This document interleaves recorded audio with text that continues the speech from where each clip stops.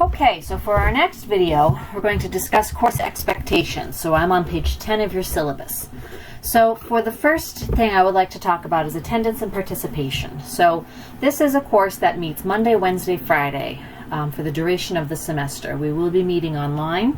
We will be meeting synchronously, which means I'll basically be teaching you live. So I do expect that you attend each class as you would a traditional in-person class, and I also expect that you would participate in class. So I plan a very interactive course.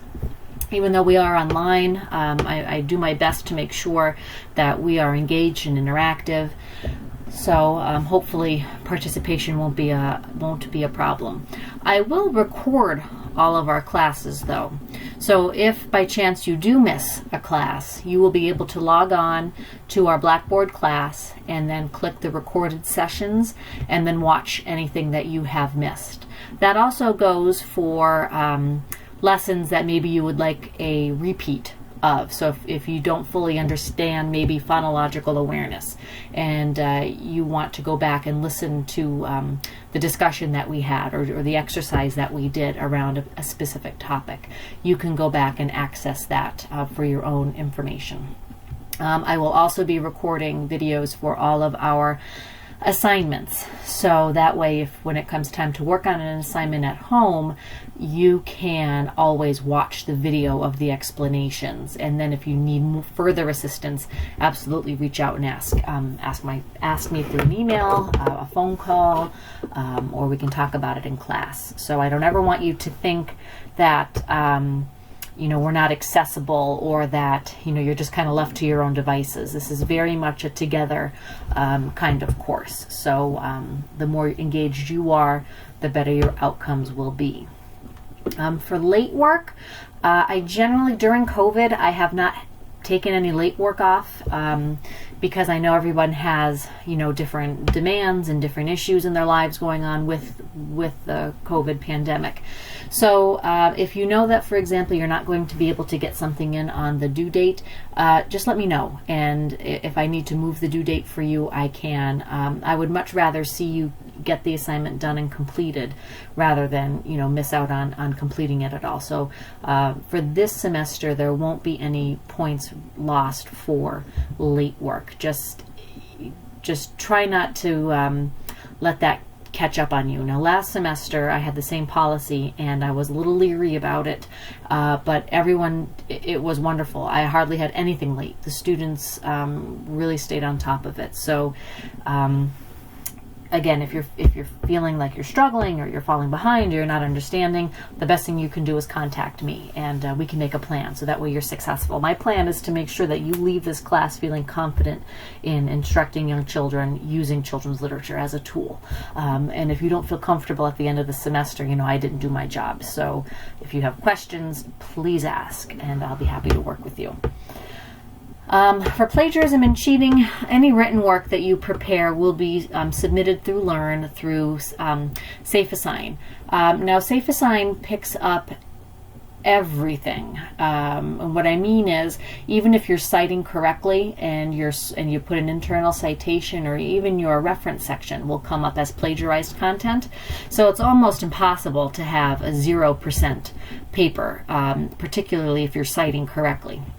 So with what I say with plagiarism is that as long as it is cited correctly, don't really worry about what the plagiarism tracker is saying. Generally speaking, anything under 20% is probably okay. I of course will read it and make the determination, but if we're looking at a paper and you're getting 40, 50, 60% of it as something else, already written work, that is simply too high. You're not writing in your own words, you're copying and pasting from different sources, and that's not the point of written assignments.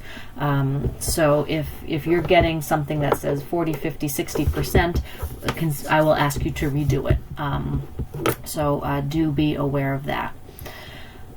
You will also have 10 hours of field experience. Now I know in the age of COVID, this becomes tricky. So there's a couple ways that we can do this. So number one, if you are working in the field, if you already work in a child care facility and you have access to a teacher, a classroom, you can absolutely use those hours. Your hours will count when you're watching the teacher engage in language and literacy. Now with early learning, preschool, infants, toddlers, that's pretty much the whole day. Circle time is language and literacy, centers is language and literacy, playing is, free play is language and literacy. And if you're not sure how, that's what this course will show you. So that's okay. I do want to know where you're going, and we will discuss this in class, but just so you know that it is okay to use your placement. If you don't have a placement, there's a couple things that we can do.